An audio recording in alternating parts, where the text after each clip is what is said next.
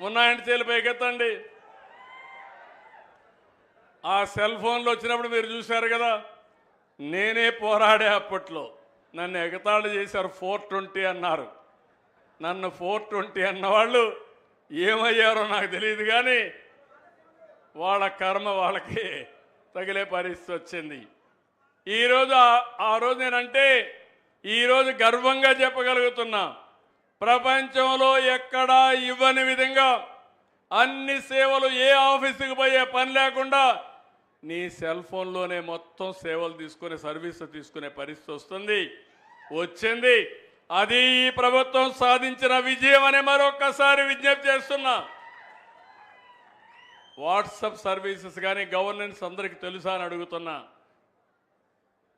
మీరు ఇంతవరకు కొంతమంది ఏమైనా కొన్ని గవర్నమెంట్లో సర్వీసులన్నీ మీ సెల్ ఫోన్ ద్వారా తీసుకున్నారా అని అడుగుతున్నా.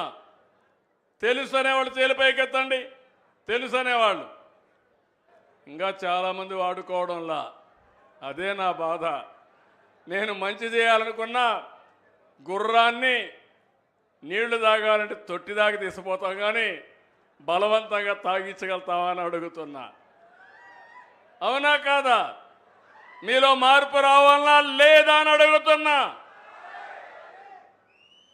మీలో మార్పు వస్తే అప్పుడు నేను అనుకున్న పని చాలా సులభం అవుతుంది.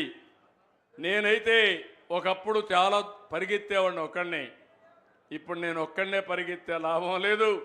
మీకు అర్థమయ్యే విధంగా పనులు చేయాలి. వేదిక పైనుండే నాయకులను కూడా పరిగెత్తించే బాధ్యత నేను తీసుకుంటున్నానని చెప్పి నేను మీకు తెలియజేస్తున్నా. అధికార యంత్రాంగం, ప్రజాప్రతినిధులు అందరూ కూడా జవాబుదారీతనంగా పనిచేయాలి. ప్రజలు కూడా ఒక పాజిటివ్గా మీరు కూడా ఆలోచించాల్సిన అవసరం ఉంది. నేను అడుగుతున్నా, ఇప్పుడు ఈ రాయలసీమలో ఉండే మిమ్మల్ని అందరిని అడుగుతున్నా. సీమను ఓట్ల రాజకీయానికి వాడుకున్నది కొందరు. సీమకు నిజమైన సేవలు చేసింది ఈరోజు ఎన్డీఏ పార్టీ. అర్థం చేసుకునే బాధ్యత మీది. విధ్వంసాలు చేసే నాయకులు, అభివృద్ధి చేసే నాయకత్వానికి వ్యత్యాసం మీరు ఒకసారి ఆలోచించుకోవాలి. మీరు మొన్న చూశారు చిత్తూరులో. చరిత్రలో ఎవ్వరూ ఈ విధంగా 1 కేజీకి 4 రూపాయలు మామిడి పంటకు ధరిచ్చి 8 రూపాయలు ఫ్యాక్టరీలు ఇమ్మని, మీకు నష్టం వస్తే నేను కావాలంటే సహాయం చేస్తానని బలవంతంగా కొనిస్తే ఆ నాయకుడు అక్కడికి పోయి వాళ్ళ కార్యకర్త ఒక నాయకుడు 6 ట్రాక్టర్లో ఆయన మామిడికాయలు తీసుకొచ్చి ధర రాలేదని రోడ్డు మీద పోసి తొక్కిస్తున్నా అంటే ఇది రైతు ద్రోహం అవునా కాదా తమ్ముళ్ళు అని మిమ్మల్ని అడుగుతున్నా. ఇది విధ్వంసం అవునా కాదా అని మిమ్మల్ని అడుగుతున్నా.